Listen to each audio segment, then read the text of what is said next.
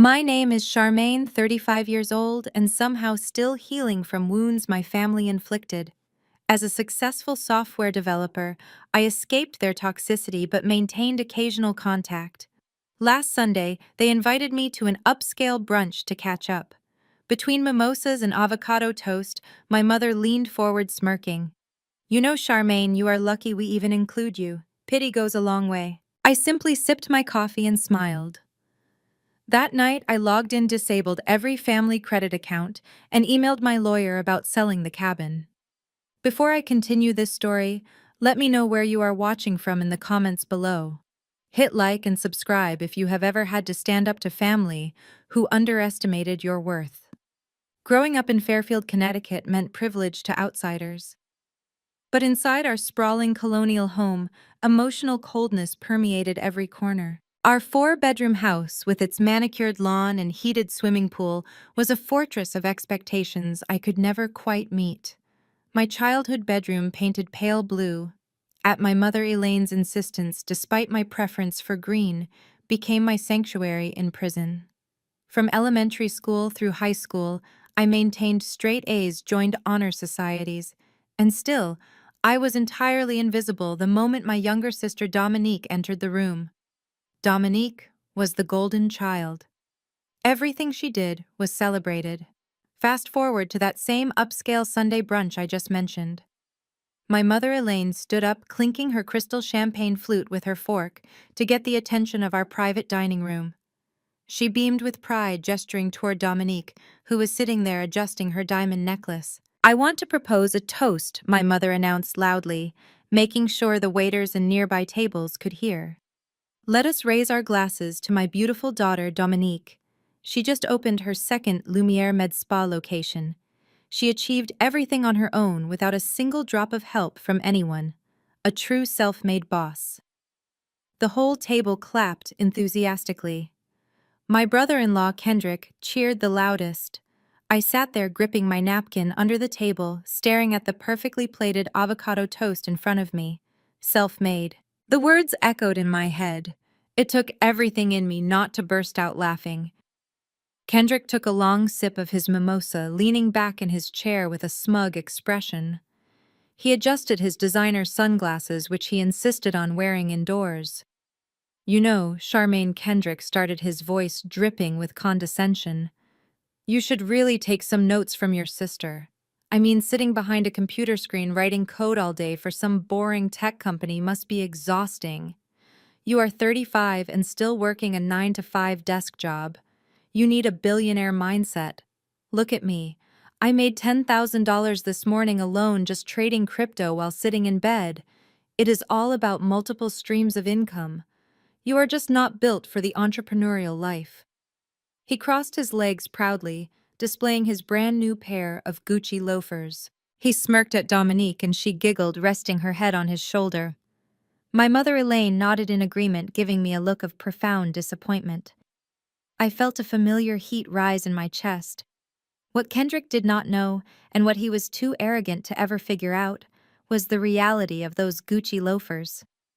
Just 3 days prior, I had logged into the American Express portal to pay the minimum $5,000 balance on the family credit card. The exact same credit card that Kendrick had secretly charged those loafers to because his crypto wallet was completely empty. I was the one keeping his fake billionaire lifestyle afloat.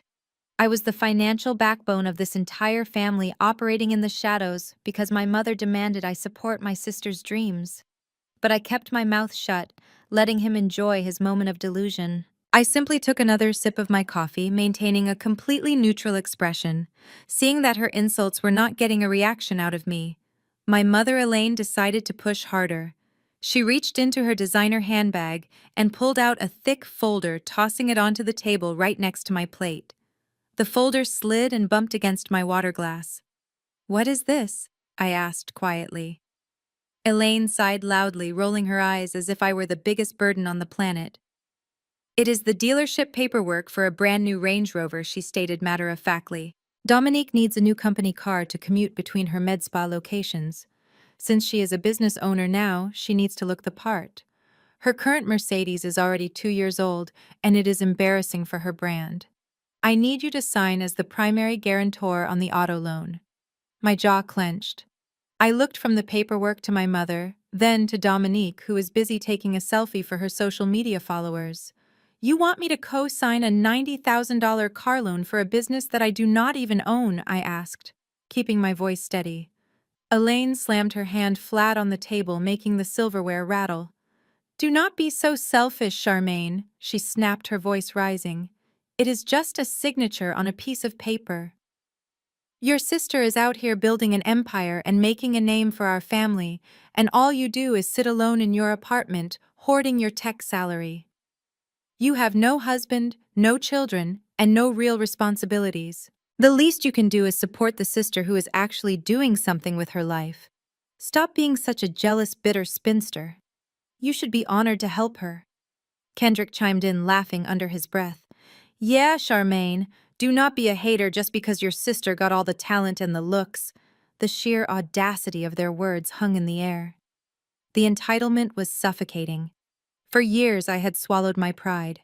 For years I had quietly cleaned up their financial messes because I craved my mother's love and approval. But sitting there looking at these people who viewed me as nothing more than an ATM, something inside me finally snapped.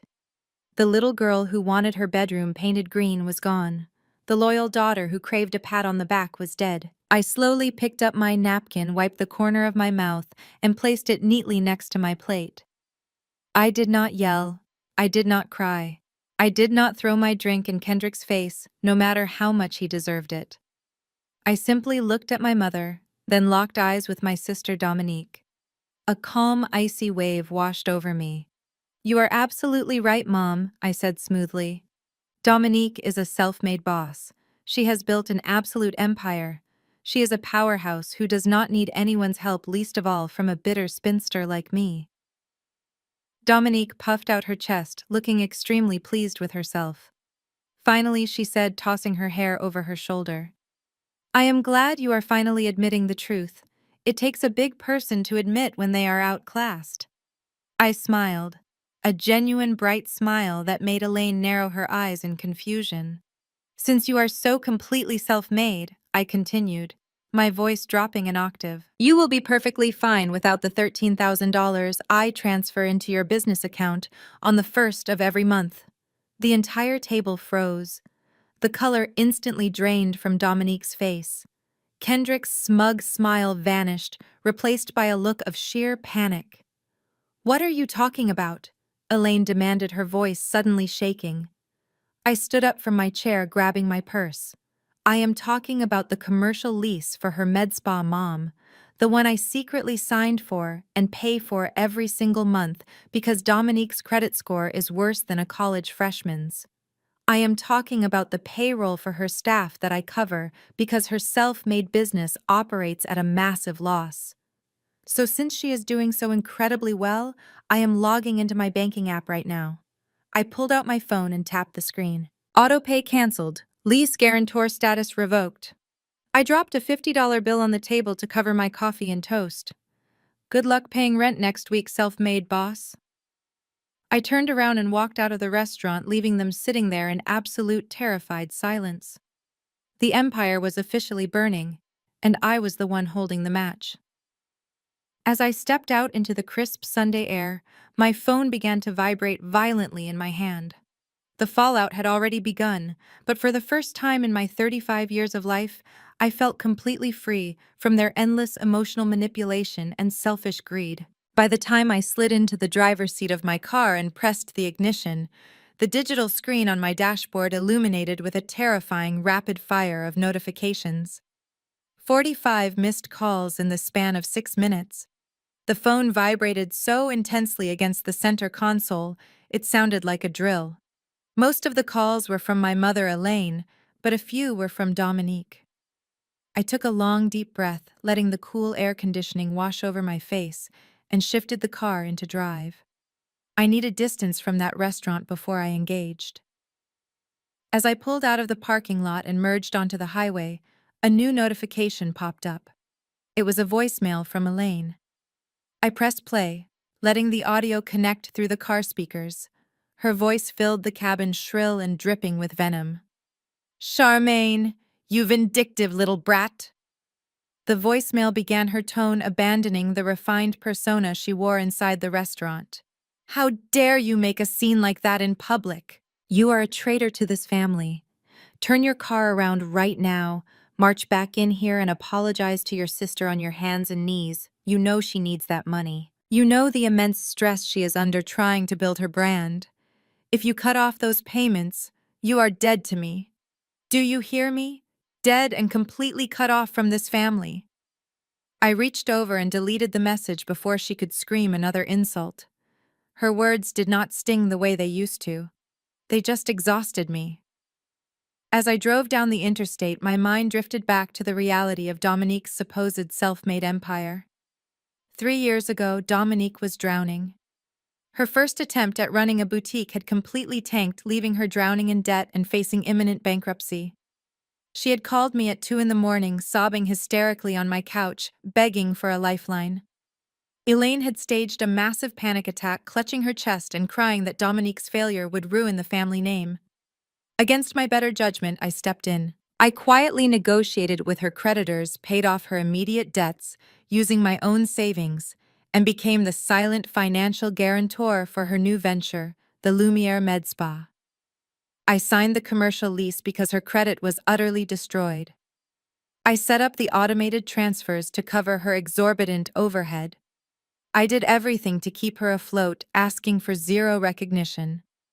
All I wanted was for my sister to stabilize and for my mother to finally look at me with an ounce of pride. Instead, my financial rescue mission became their deepest secret. They completely erased my involvement from the narrative. Dominique rebranded herself as a fearless entrepreneur who built everything from the ground up, and Elaine happily sold that lie to everyone in our social circle. My reward for saving our family from financial ruin was being treated like a peasant allowed at their dinner table. I gripped the steering wheel tighter. Those days were officially over. The days of me financing my own disrespect were finished. Just as I took the exit toward my neighborhood, my phone screen lit up with an incoming FaceTime audio call. I knew exactly what this was. They had taken a few minutes to recover from the shock, regrouped, and were now launching their counterattack. I tapped the screen to accept the call, leaving it on speakerphone. "Well, well, well," Kendrick's voice oozed through the speakers, dripping with smug confidence. "That was quite the dramatic exit, Charmaine.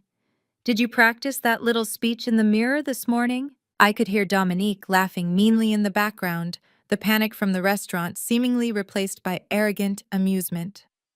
"There was no speech, Kendrick, just a simple cancellation of services. Enjoy paying the commercial rent on the first of the month." Kendrick chuckled loudly, a grating sound that made my skin crawl. "You see, Charmaine, that is where your little tantrum falls apart. You think you hold all the cards, but you are not thinking like a businessman. You are thinking like an emotional spinster."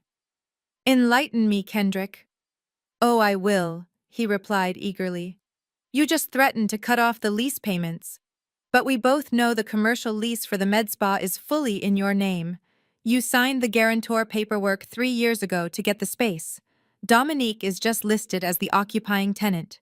If you stop the automatic payments, you are the one who defaults. The property management company will come after you, not us. They will evict the business, sure, but they will sue you for the remaining balance of the lease. Your precious, immaculate credit score will be completely ruined." Dominique chimed in, her voice shrill and triumphant. "You would never let your credit score tank, Charmaine. You are too obsessed with your perfect little software developer life and clean background checks. So go ahead, stop paying.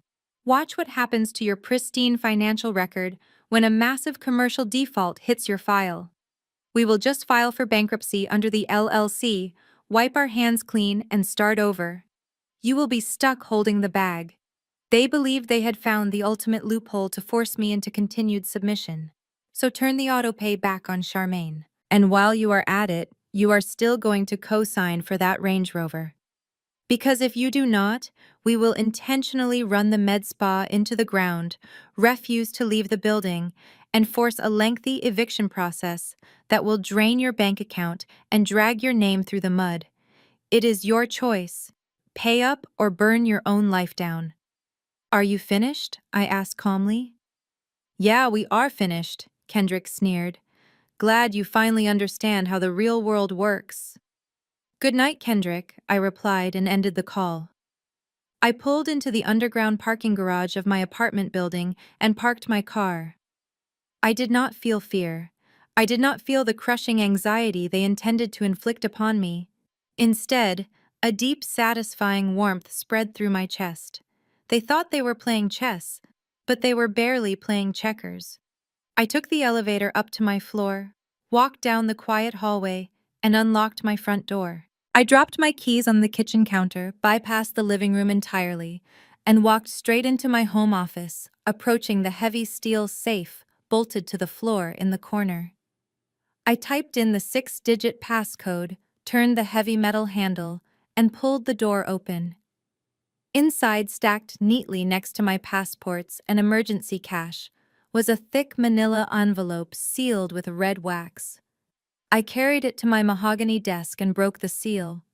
I slid out a stack of crisp, legally binding real estate documents heavily stamped by the county clerk. The thick parchment paper felt incredibly heavy in my hands, a physical manifestation of the ultimate leverage I had quietly built while they were busy mocking me. Kendrick was right about one thing. I was a person who protected my financial stability above all else. But he drastically underestimated how much money a senior software developer actually made.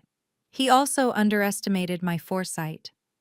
6 months ago, the corporate real estate firm that owned the commercial plaza, where Dominique's med spa was located, decided to liquidate their smaller assets. They sent a private notice to all tenants offering to sell the individual buildings. Because my name was legally on the lease, as the primary guarantor, the notice came directly to my home mailbox. Dominique and Kendrick never even saw it. At that time, my tech company had just gone public, and I had cashed out a significant portion of my vested shares. I had a massive, unprecedented amount of liquid capital sitting in high-yield savings accounts, waiting for an investment opportunity. So I made a move. I did not tell Elaine. I did not tell Dominique. I hired a proxy real estate attorney, created an anonymous holding company, and bought the entire commercial plaza in cash. I purchased the brick walls, the parking lot, and the land beneath it. I was no longer just the guarantor on my sister's commercial lease. I was the absolute legal owner of the property. I was the landlord. And because I owned the building outright, the property management company Kendrick was so terrified of did not exist anymore. I had fired them 2 months ago. If the med spa defaulted on rent, there would be no third party coming after my credit score. The only person owed money was me.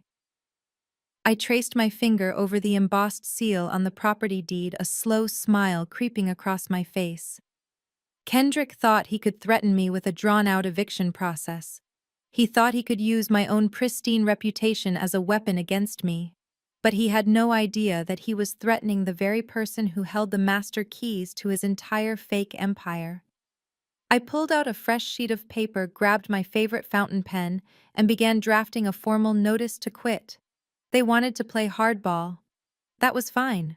They were about to learn a very hard lesson about mistaking silent financial support for permanent weakness. The next morning arrived with the familiar heavy ringing of the church bells. I knew walking through those oak doors would be stepping directly into a war zone, but I refused to hide in my apartment. The moment my heels clicked against the polished marble floor of the foyer, the atmosphere shifted. The usual warm greetings and smiles vanished. Instead, a wall of cold stares greeted me. My mother, Elaine, had clearly been working the phone since our phone call ended the night before. Before I could even grab a weekly bulletin, Aunt Shirley and Aunt Patricia, the two most formidable gossips in the congregation, intercepted me near the coat check. Shirley crossed her arms, her oversized church hat bobbing with indignation. "Charmaine."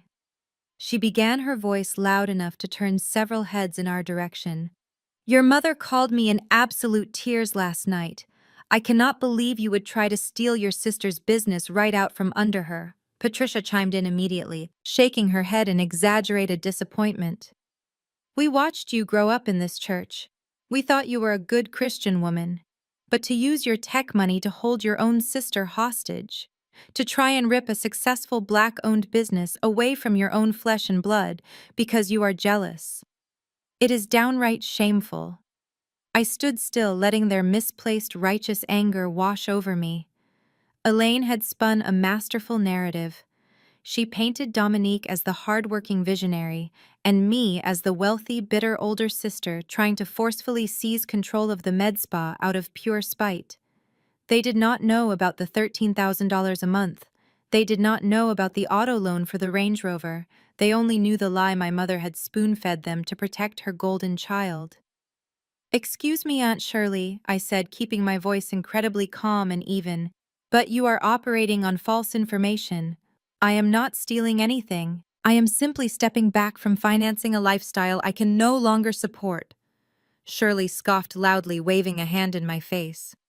"Do not lie in the house of the Lord, Charmaine. Your mother told us everything. She said you are demanding ownership of Dominique's company just because you helped her out with a few spreadsheets. You should be lifting your sister up, not tearing her down. We as a community have to stick together, and you are acting like an oppressor." The sheer manipulation of it all was breathtaking. Elaine had weaponized our community's core values against me, framing my financial boundaries as an attack on our shared culture and solidarity. People walking past us were whispering, shaking their heads as if I were a villain. I realized then that defending myself against Elaine's loyal foot soldiers would be a waste of breath. I stepped around Shirley and Patricia, making my way toward the sanctuary doors, but my path was blocked once again. This time it was Pastor Thomas. And standing right next to him, dabbing at her perfectly dry eyes with a lace handkerchief, was Dominique. Kendrick stood behind her, rubbing her shoulders in a pathetic display of supportive husband acting. Elaine flanked them on the right, looking like a grieving widow. Charmaine, Pastor Thomas said, his deep voice carrying a tone of gentle reprimand. "Your family asked me to intervene. They are incredibly distressed. Dominique tells me you are threatening to illegally evict her from her commercial space unless she signs her entire company over to you." Dominique let out a loud theatrical sob, burying her face in Kendrick's chest. "Pastor, I have worked so hard," she whimpered, making sure her voice projected across the increasingly crowded lobby. "I built Lumiere Med Spa from nothing.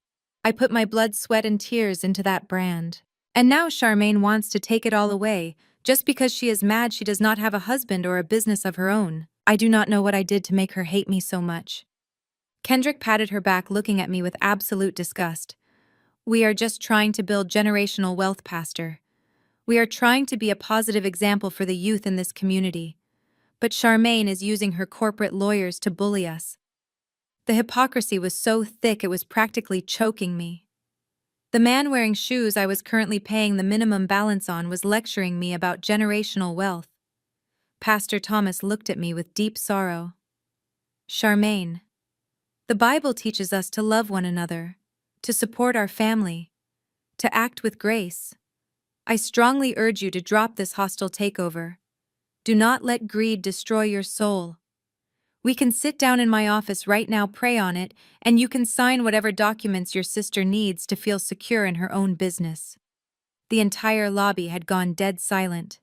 Dozens of eyes were locked on me, waiting for me to break down, apologize, and surrender. They expected the guilt trip to work because it had always worked before. Elaine stood there with a triumphant smirk barely hidden beneath her tragic expression. She thought she had me checkmated. She thought public shaming in the one place I used to seek refuge would force me back into my designated role as the silent, compliant workhorse. But as I looked at the pastor, a man I had respected since childhood, and then at my sister, who was literally weaponizing her fake tears to steal my money, the last remaining thread connecting me to this toxic dynamic completely dissolved. I did not feel embarrassed. I did not feel defensive. I felt absolute crystal clear liberation. They were completely committed to their delusion, and nothing I said would change their minds. They did not want the truth. They wanted a villain to blame for their own failures. I looked directly into Pastor Thomas's eyes and offered him a polite, tight smile. "Pastor," I said, my voice projecting clearly across the silent lobby. "I respect you, and I respect this church. But I will not step into your office, and I will not pray over a situation that requires a forensic accountant, not a sermon.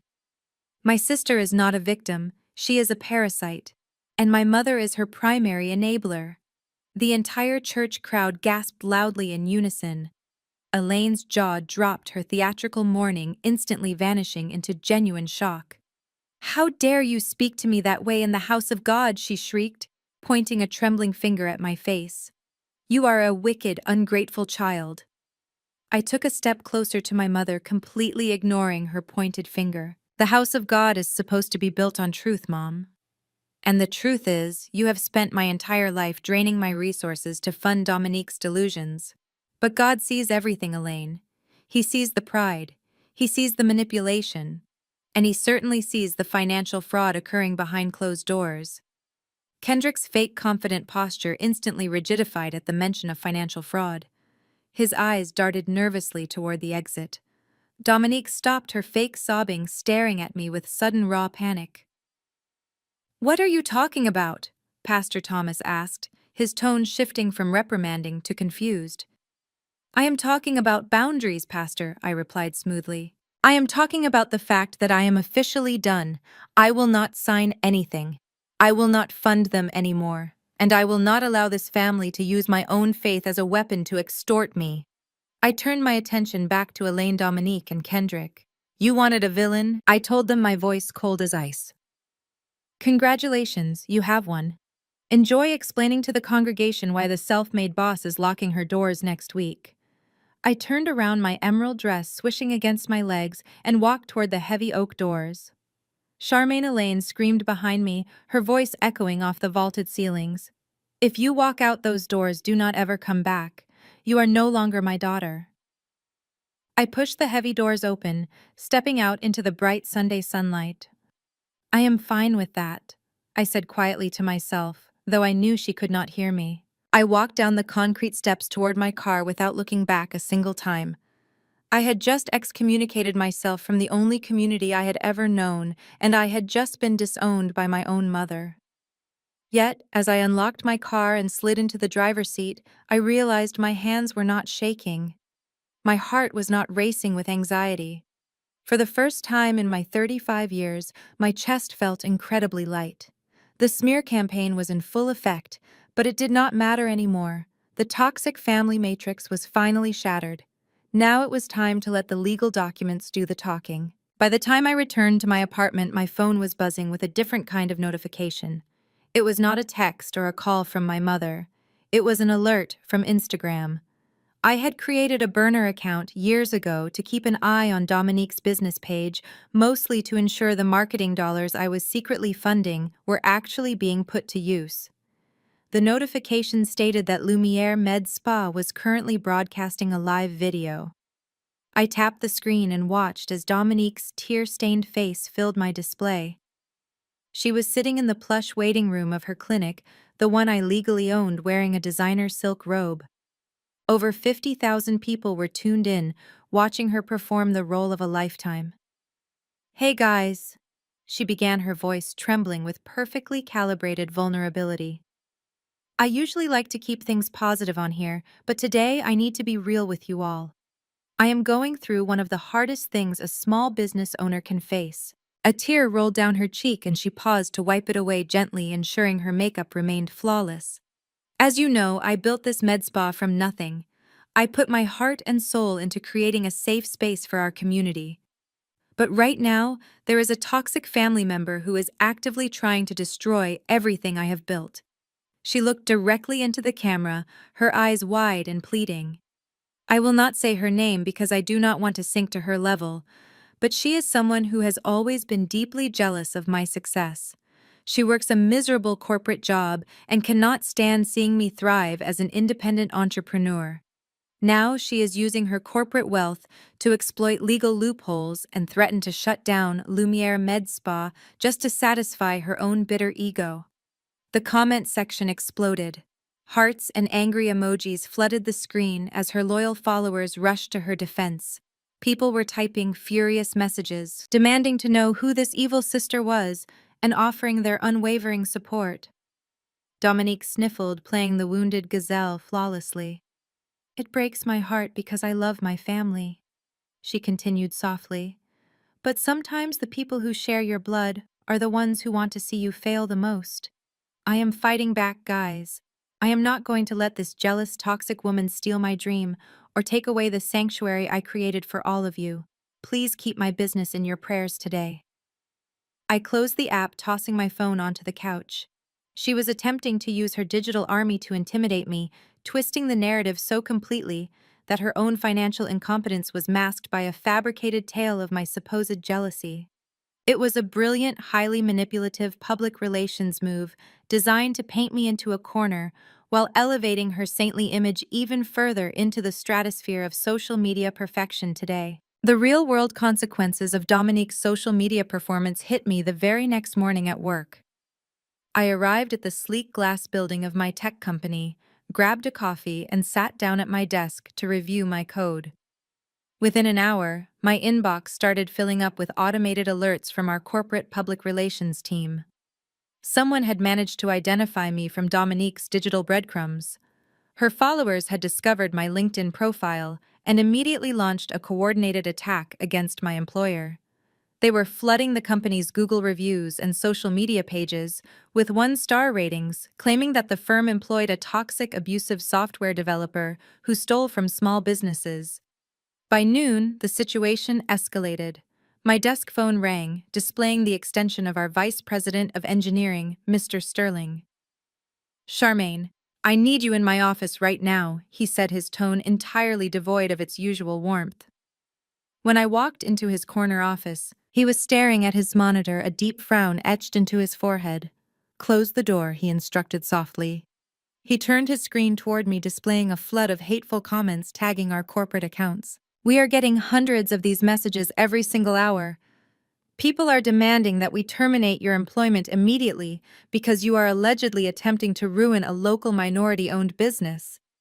Care to explain what is happening here?" I felt a cold knot form in my stomach. Dominique had crossed a massive line. She was no longer just whining to our mother. She was actively jeopardizing the career I had spent 10 grueling years building. "Mr. Sterling, I assure you this is an entirely private family matter," I explained, keeping my voice steady, despite the anger boiling beneath my skin. "My sister is facing eviction from a commercial property that I legally own, and she has decided to weaponize her internet following to intimidate me into giving her the building for free." Sterling sighed, rubbing his temples. "I believe you, Charmaine. You have been a stellar employee, and your professional record is flawless. However, the optics of this are terrible for our brand. We are about to launch a massive new software product, and our marketing department is panicking over this sudden negative publicity. I cannot have our investors seeing headlines about our lead developer terrorizing small businesses. I need you to resolve this situation immediately, or the board might force my hand to place you on administrative leave until the heat dies down." Walking back to my desk, my vision practically blurred with rage. Dominique knew exactly what she was doing. She knew how much my career meant to me, and she was banking on the fact that I would cave to corporate pressure. They wanted to attack my livelihood to save their own sinking ship. It was a vicious, unhinged escalation that completely eradicated whatever lingering sympathy I had left for her and my entire biological family members forever from my whole life. Just as I sat down at my desk and took a deep breath to steady my shaking hands, my phone buzzed again. It was a text message from Kendrick. Attached to the message was a PDF file titled "Cease and Desist." I clicked the document open, scanning the text with an incredulous eye. It was a poorly drafted, completely fake legal letter written on what looked like a Microsoft Word template. It stated that if I did not immediately sign over the deed to the commercial plaza to Lumiere Med Spa LLC, they would file a massive defamation and emotional distress lawsuit against me. The text message that followed the attachment was even more absurd.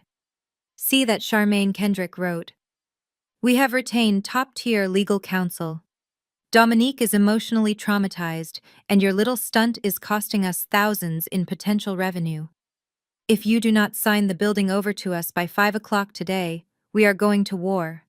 We will drag your name through the mud, tag your boss in every single post, and make sure you never write another line of code in this city again. Hand over the property, and we will tell the followers to back off. Your choice. I stared at the screen, a cold, calculating calm washing over me. They genuinely thought I was stupid. They believed that a fake legal document and an online mob could bully me into surrendering an asset worth millions of dollars. They thought they had backed me into a corner where my only option was submission to save my job.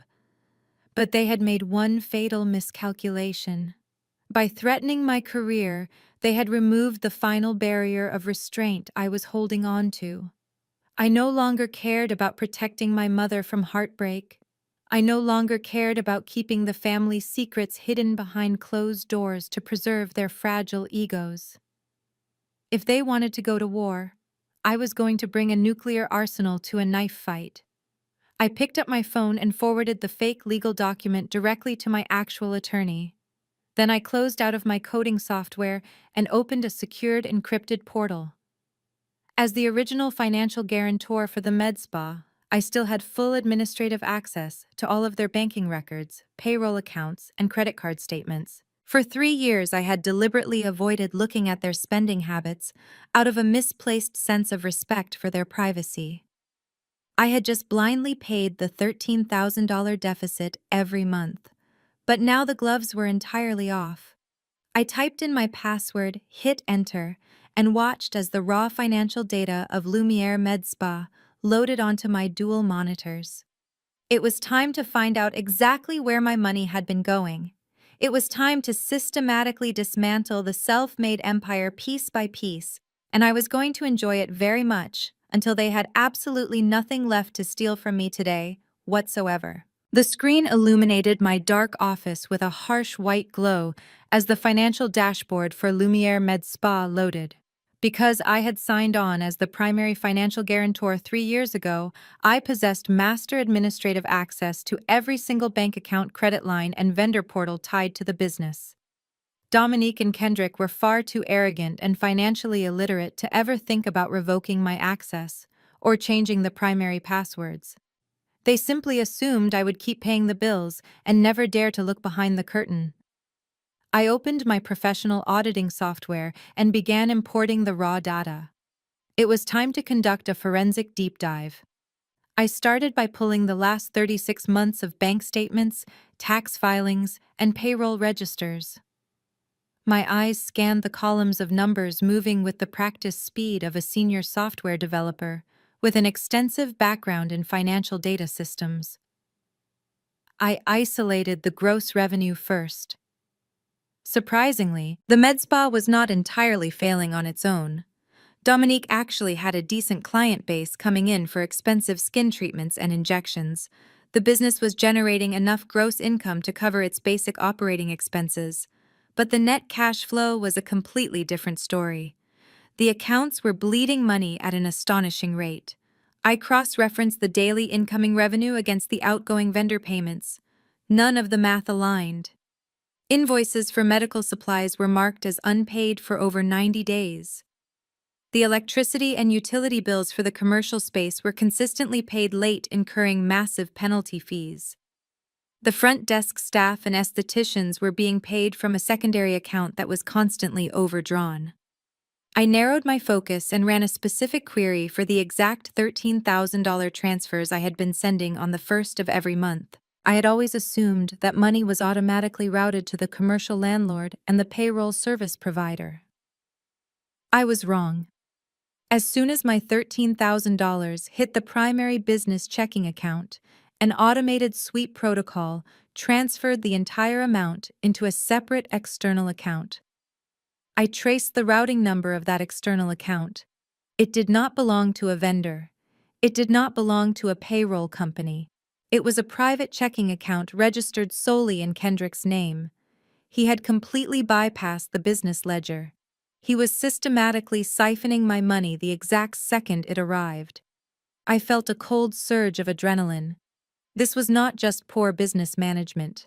This was calculated embezzlement. I clicked into Kendrick's private account ledger to see exactly where my hard-earned salary had been going. The spending history on Kendrick's private account was a masterclass in absolute financial recklessness. I scrolled through page after page of transaction logs, watching my money evaporate into a void of pure vanity. There were massive charges at luxury boutiques, $5,000 at Gucci, $3,000 at Louis Vuitton, $7,000 at a custom jeweler in downtown Atlanta. Kendrick was using my monthly deposits to fund his entire fake billionaire aesthetic. He was leasing the designer clothes he bragged about at Sunday brunch. He was paying exorbitant daily rates for luxury rental cars just to shoot 10-second videos for his social media profiles pretending he owned them. I also found the deposits he had boasted about making from his crypto trading. They were entirely fabricated. He was transferring money from the MedSpa account into his crypto wallet, losing it on terrible trades, and then transferring small amounts back to make it look like he was generating a profit.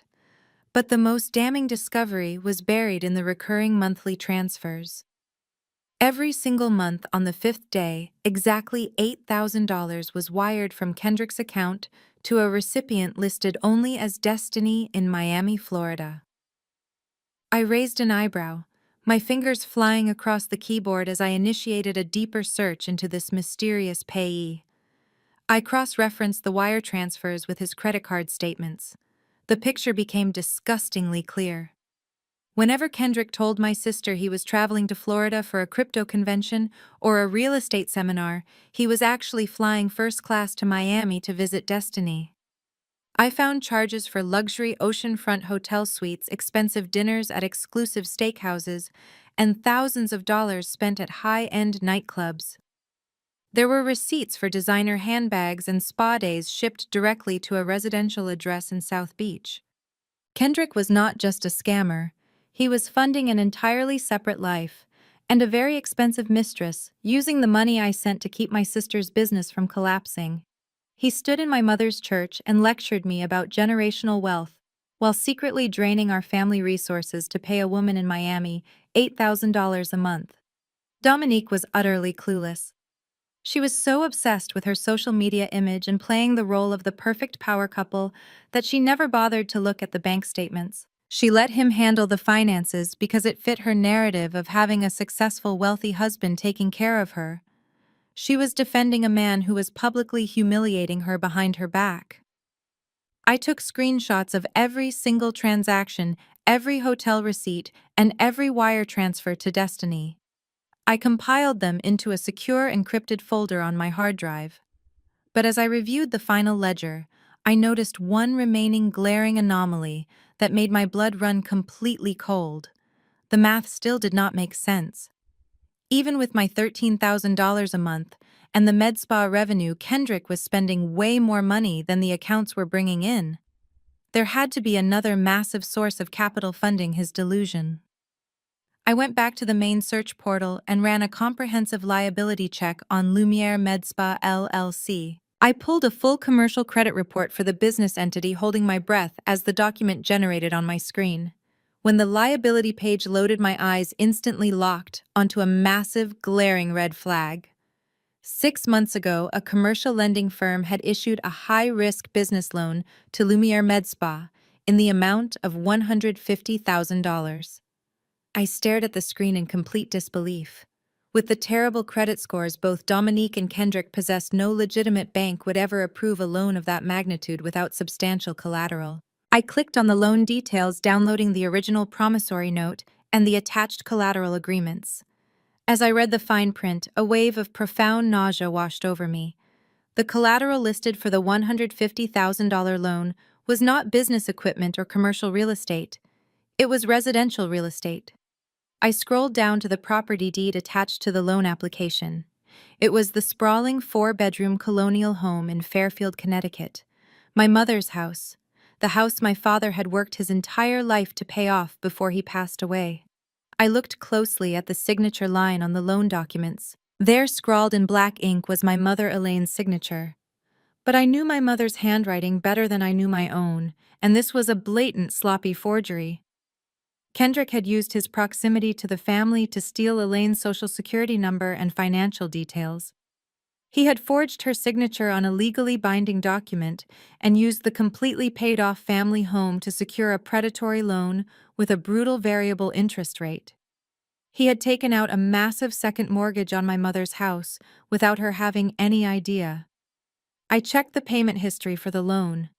Kendrick had made the first two payments using the loan funds themselves, but after that the payments stopped entirely. The loan was currently 4 months in default. I opened a new tab and accessed the County Public Records database for Fairfield. I typed in my mother's address and hit search.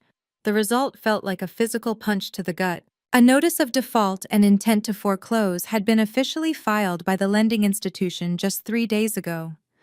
Elaine thought Kendrick was a brilliant investor. She bragged to the entire church congregation about his billionaire mindset. She disowned me because I refused to fund his lifestyle. And right at this very moment, she was living in a house that the bank was preparing to seize. Kendrick had not just stolen from me. He had financially ruined the woman who defended him the most. The sheer magnitude of his betrayal was staggering. He was a parasite who had attached himself to our family and drained us dry. I sat back in my chair staring at the digital evidence of my family's complete financial destruction. They had sent me a fake cease and desist letter to intimidate me into handing over a multi-million-dollar commercial plaza. They had tried to destroy my career to save their egos. Now I held the absolute power to send Kendrick to federal prison and expose Dominique's perfect life as a complete fraud. I saved the forged loan documents and the foreclosure notice into the encrypted folder next to the receipts from Miami. I carefully closed out of the banking portals and shut down my computer. The audit was complete. I knew exactly what I had to do next. It was time to let them dig their own graves entirely before I dropped the dirt on them. The very next morning, my personal phone buzzed with an unexpected and lengthy text message from my mother, Elaine. It was a stark departure from her usual vitriol. She asked me to meet her at a quiet cafe downtown for a peace treaty lunch, claiming she wanted to smooth things over before the family fractured beyond repair. I knew far better than to ever believe her sudden change of heart, but morbid curiosity coupled with the devastating financial secrets I now held compelled me to agree. I arrived at the cafe and found her sitting in a secluded corner booth sipping a sparkling water. She wore a perfectly pressed pastel pink suit, looking every bit the pristine, untouchable church matriarch. As I slid into the booth across from her, she offered a tight, extremely practiced smile. "Charmaine." She began reaching across the table to pat my hand condescendingly. "I think we all let our emotions get the better of us at brunch. Your sister is under a lot of pressure, and perhaps we approached you the wrong way." I withdrew my hand, waiting for the inevitable catch. There was always a catch. "I am listening, Mom," I said flatly. Elaine cleared her throat, leaning in closer. "Dominique has a vision, Charmaine. She wants to expand Lumiere Med Spa, open a third location, and really cement her legacy. But with the current cash flow situation, and with you throwing your little temper tantrum about the commercial lease payments, she is simply in a temporary bind. Kendrick is tying up most of their liquid capital in a massive new cryptocurrency venture that will pay off tenfold by next year. But right now, they need a bridge."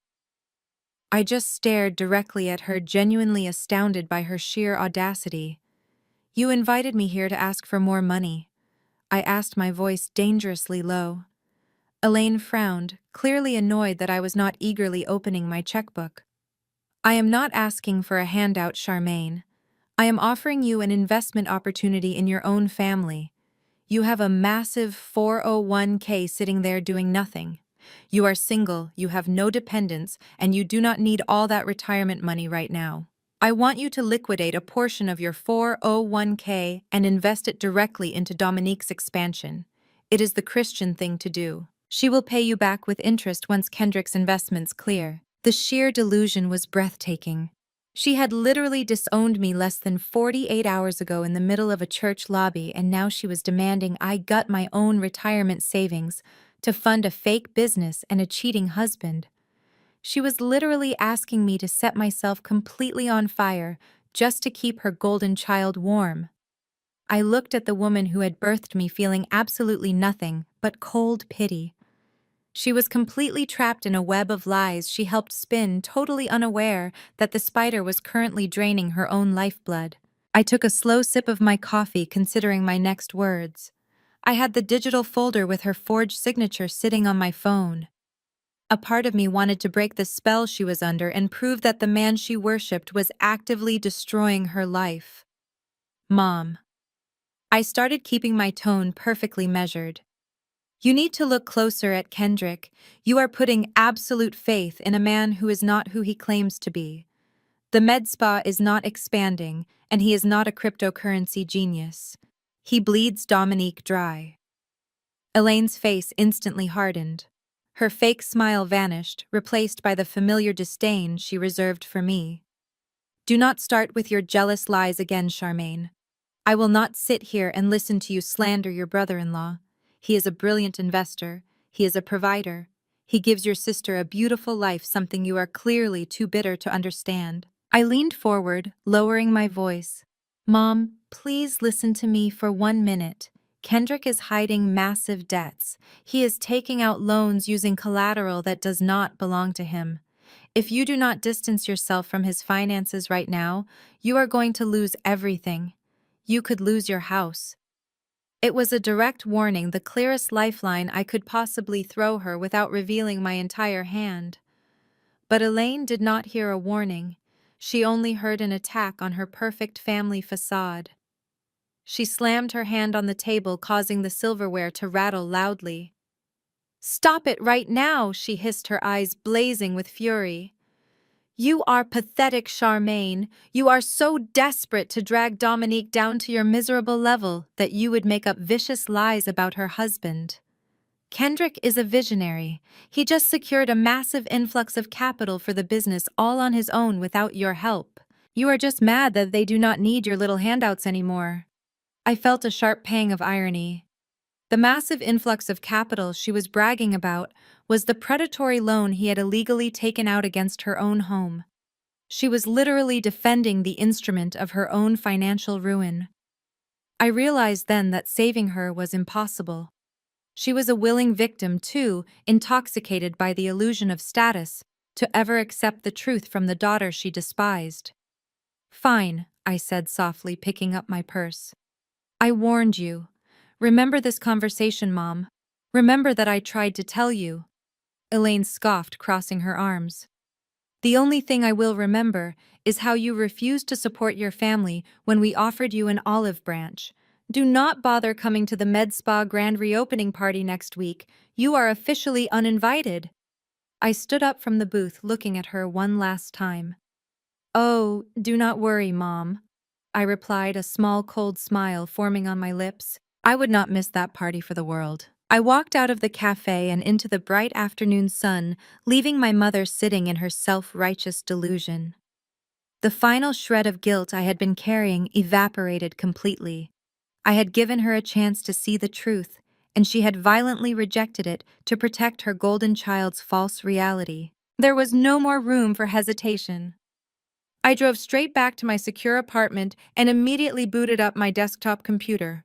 I opened the encrypted folder containing the property deed to the commercial plaza and pulled up a blank legal template. It was time to execute the eviction. Because Dominique was legally operating as a commercial tenant without a renewed lease agreement, and because the automatic rent payments had officially bounced that morning, I had the absolute legal right to initiate an immediate lockout. I carefully and meticulously filled out the formal 7-day notice to quit. I detailed the exact amount of unpaid rent, the violation of the lease terms, and the mandatory date of vacating the premises. But I made one crucial strategic decision. I did not put my own name on the eviction notice. I listed the anonymous holding company I had created when I purchased the building. I wanted the element of surprise to be absolute. I wanted them to think they were fighting a faceless corporate entity right up until the very last second. I printed the official legal documents, signed them as the authorized managing member of the holding company, and stamped them firmly with my corporate seal. I then immediately picked up my phone and called a private process server I had used in the past for corporate disputes. A man named Thomas, a retired police officer who specialized in high-conflict document delivery, answered the phone. I explained the situation, emphasizing that the documents needed to be served directly to Dominique at the Lumiere Medspa location before the close of business that day. I quickly wired him his standard fee, plus a very substantial rush bonus. Within 2 hours, Thomas sent me a text message confirming the delivery. He noted that a very angry man, wearing a Gucci tracksuit, had tried to throw the paperwork back at him, but the legal service was complete. The countdown had officially started. They had exactly 7 days to pack up their equipment and vacate my building. Of course, I knew they would not leave. Their massive collective ego would simply never allow it. Dominique and Kendrick would view the anonymous eviction notice as a bluff, a mere clerical error they could easily ignore or bully their way out of. They were planning a massive, lavish, grand reopening party for the exact day the eviction notice expired. They were going to fill my building with investors, local influencers, and their entire fake social circle. They were setting the perfect stage for their own ultimate public destruction, and I was going completely out of my way to make sure the final curtain dropped exactly on schedule. When the retired police officer handed Dominique the formal eviction notice at the front desk of Lumiere Medspa, her reaction was predictable. I watched the security footage later through my administrative portal. She barely even glanced at the legal jargon. She scoffed, tossed the heavy packet onto the reception desk, and immediately returned to scrolling on her phone. In her deeply distorted version of reality, landlords did not actually evict businesses that looked as glamorous as hers. She convinced herself and Kendrick that the anonymous holding company listed on the document was simply posturing, trying to strong-arm them into signing a new lease with a higher monthly rate. Instead of calling a lawyer or packing up the expensive laser equipment, Dominique decided to double down on her absolute delusion. She firmly believed that if she just looked successful enough, the problems would magically disappear. The eviction notice explicitly stated they had exactly 7 days to vacate, which perfectly coincided with the date of her highly anticipated grand reopening and investor mixer. So rather than saving her remaining funds, she drained the very last drops of her available credit. I monitored the financial dashboard as she maxed out 3 different high-interest credit cards in a span of 48 hours. She hired a premium event planning company to transform the med spa into a luxury nightclub environment. She ordered massive floral arrangements consisting of hundreds of white roses, a custom champagne tower, and a red carpet to be rolled out across the sidewalk. She even hired a team of private security guards to stand at the doors, completely oblivious to the fact that she was going to need protection from her own financial crimes, not from uninvited party crashers. Dominique's strategy was as transparent as it was desperate. She needed to trap new money. She had sent out sleek, embossed invitations to local athletes, minor celebrities, and wealthy members of my mother Elaine's congregation. Her plan was to dazzle them with the illusion of a thriving, highly profitable aesthetic empire and pressure them into signing massive investment checks before the night ended. She thought those checks would allow her to pay off the mysterious landlord and keep her fake billionaire lifestyle fully intact. She spent her days aggressively promoting the party on social media, completely ignoring the legal time bomb ticking down right under her manicured fingernails. It was a spectacular display of willful ignorance. Every new swipe of her credit card dug her grave a little deeper. She was meticulously decorating the very room where her entire life was about to violently collapse. The sheer scale of her denial was almost impressive, but it only fueled my determination to see this through to the absolute end. The trap was fully set, and the mice were busy spending everything on expensive cheese. They were genuinely convinced they were completely untouchable. While Dominique was busy bankrupting herself on floral arrangements and champagne, Kendrick was orchestrating his own masterclass in extreme arrogance. If Dominique's delusion was rooted in maintaining her social status, Kendrick's delusion was driven by pure, unfiltered ego. He needed to prove to the entire city of Atlanta that he was the apex predator of the cryptocurrency world, regardless of the fact that his bank accounts were entirely hollow. Early on, the day before the grand reopening, I received a notification from one of the luxury car rental agencies in the city. Because my name was still technically tied to the primary business credit profile, I could see the authorization holds as they hit the system. Kendrick had just authorized a massive security deposit to secure a pristine midnight black Rolls-Royce Cullinan for the weekend. The daily rental rate alone was astronomical, completely wiping out whatever meager cash reserves he had left after sending his monthly wire transfer to his mistress Destiny in Miami. But Kendrick did not care about the cost. He only cared about flashy optics he presented online. Within hours of picking up the vehicle, he went live on his Instagram page. I sat in my home office watching the broadcast on my burner account with a mixture of disgust and absolute amusement. Kendrick was sitting in the driver's seat of the Rolls-Royce, wearing a brand new designer tracksuit and flashing a thick stack of $100 bills that I knew for a fact were freshly withdrawn from the med spa's dwindling operating account.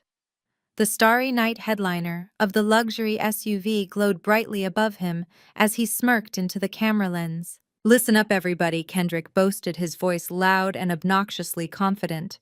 "Tomorrow night is going to be a movie. We are shutting down the entire city for the Lumiere Med Spa expansion party.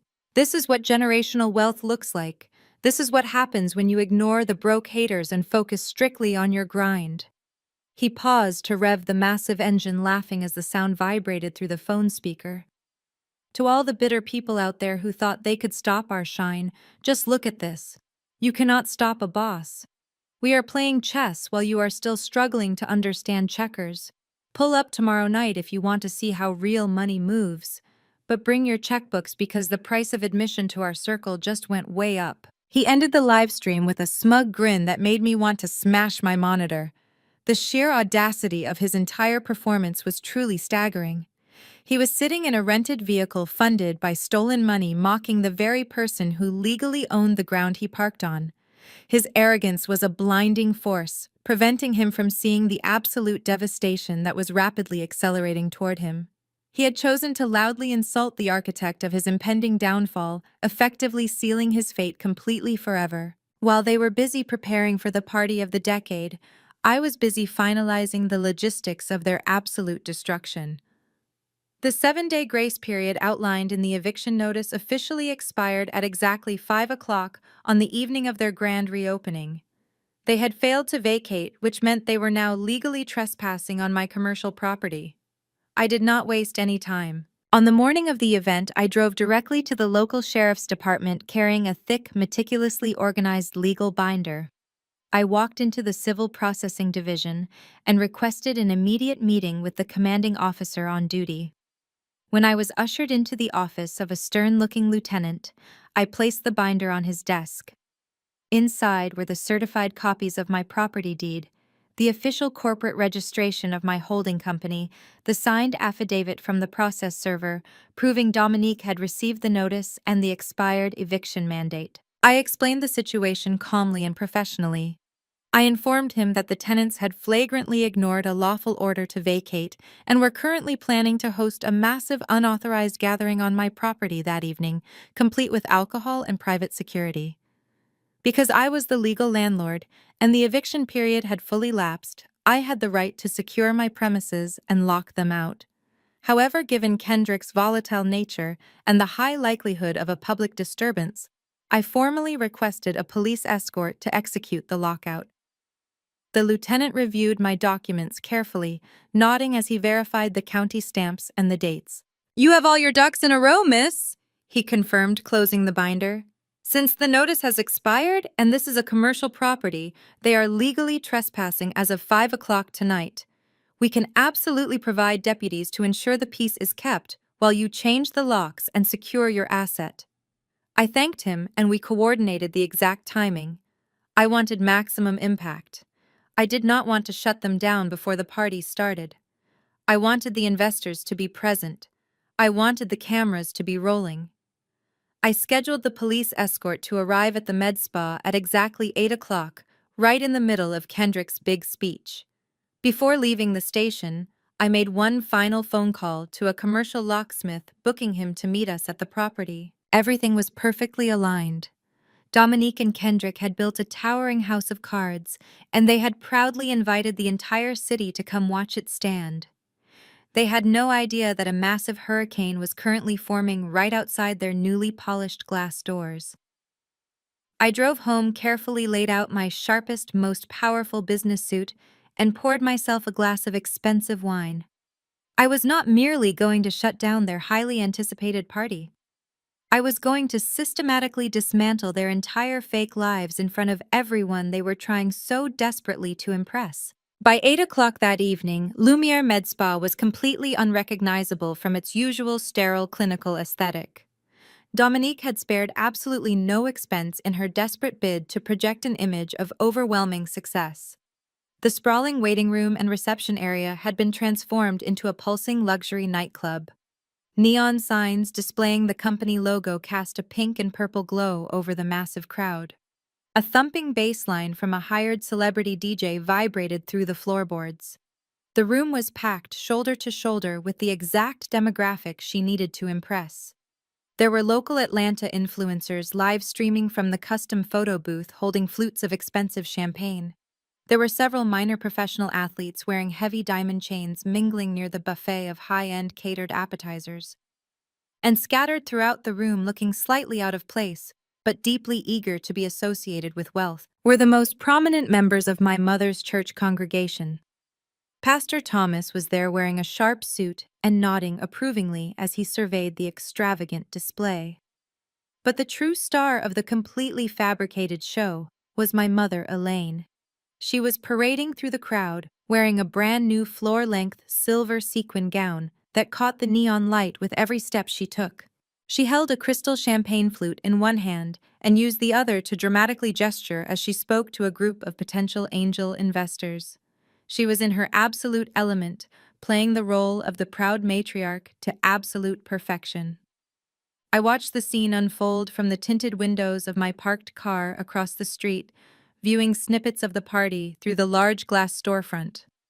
I could clearly see Kendrick holding court near the DJ booth.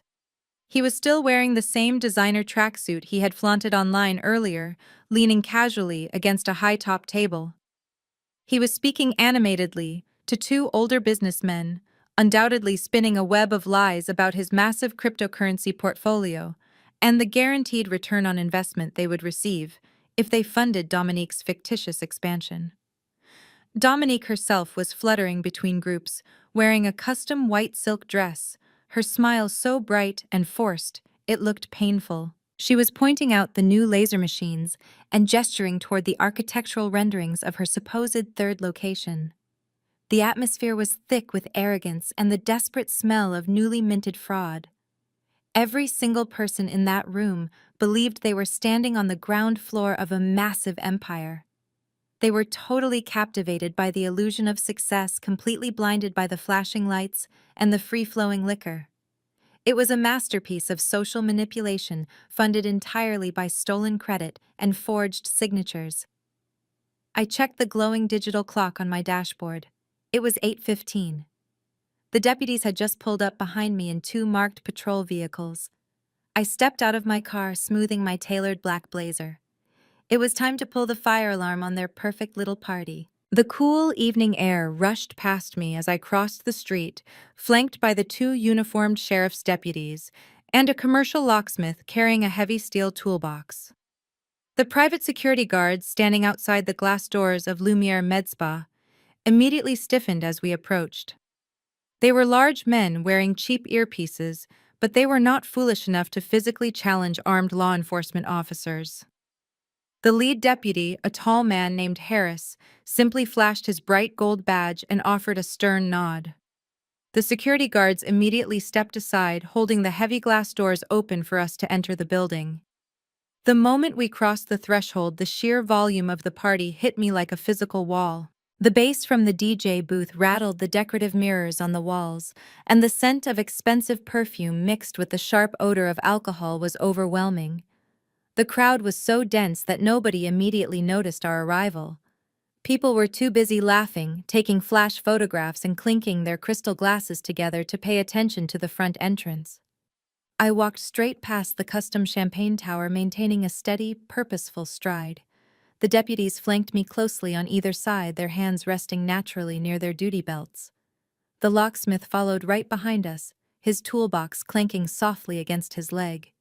We navigated through the sea of sequined dresses and tailored suits, parting the crowd like a heavy ship moving through shallow water. A few of the church members recognized me. Aunt Shirley practically dropped her appetizer plate, her eyes widening in absolute horror as she took in the sight of the police uniforms escorting me. Whispers immediately began to ripple outward from where we walked, rapidly spreading through the room like a sudden drop in atmospheric pressure. By the time we reached the absolute center of the main reception floor, the entire dynamic of the room had shifted. The loud laughter began to falter, replaced by a confused, nervous murmuring. I stopped right in front of the elevated platform where the DJ had set up his massive sound system. I looked up at him, making direct, unwavering eye contact. He was wearing heavy headphones and bobbing his head to the beat, completely oblivious to the rising tension. Deputy Harris stepped forward, reached over the velvet rope separating the booth from the dance floor, and firmly tapped the DJ on the shoulder. The music abruptly cut off. The sudden deafening silence that followed was incredibly jarring. The residual ringing in my ears was the only sound in the room for a long, agonizing second. Then a collective gasp swept through the crowd of nearly 200 guests. Every single head in the room turned to face us. The glamorous facade was instantly shattered by the stark reality of the flashing police radios and the heavy presence of the law. The party was officially over. I stood perfectly still under the bright pink neon lights, waiting for the inevitable explosion. Dominique was the first person to break the suffocating silence. She shoved through a group of stunned investors, her custom white silk dress swirling furiously around her ankles. Her face contorted into a mask of pure, unadulterated rage. She pointed a perfectly manicured finger directly at my face, her voice echoing shrilly throughout the completely quiet room. "Security!" She screamed at the top of her lungs, her eyes wide and manic. "Get this bitter woman out of my building now. She is trespassing. I want her physically removed from my property." The security guards standing near the entrance did not move a single muscle. They simply stared at the armed deputies standing firmly by my side. Kendrick was hot on her heels, pushing past Pastor Thomas with his chest puffed out aggressively. He marched right up to where we were standing, trying to use his physical size to intimidate me. He glared down at me, completely ignoring the officers. "What the hell do you think you are doing, Charmaine?" he hissed, leaning in so close I could smell the expensive bourbon on his breath. "You are completely out of your mind if you think you can crash our corporate event. I am calling my lawyers right now. You are going to be arrested for criminal trespassing and corporate sabotage. I am going to make sure you rot in a jail cell for ruining our night." I did not flinch. I did not step back. I looked at his rented designer tracksuit, then at Dominique's incredibly expensive dress, and finally at my mother Elaine, who was currently frozen in shock near the catering tables. The sheer arrogance was almost beautiful in its absolute blindness. They still firmly believed they were the ones holding all the power. They genuinely thought their fake legal threats and loud voices could bully reality into bending to their will. A slow, incredibly calm smile spread across my face. I reached into my leather portfolio and pulled out the wireless microphone I had quietly taken from the DJ booth during the initial confusion. I turned the power switch on and tapped the metallic grill twice. The sharp thumping sound echoed loudly through the massive speakers, ensuring that every single person in the crowded room was hanging on to my every word. "I am not leaving," I said, my voice projecting clearly and smoothly over the sound system. "And nobody is arresting me, Kendrick." I turned toward Deputy Harris, who was watching the meltdown with a look of extreme professional boredom. I politely extended the microphone toward him.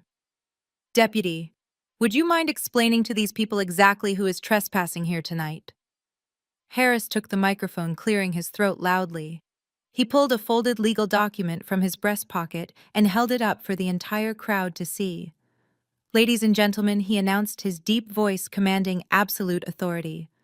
We are here executing a lawful eviction order. The tenants of this commercial space have failed to vacate. Kendrick burst into a loud, theatrical fit of laughter that echoed awkwardly across the silent room.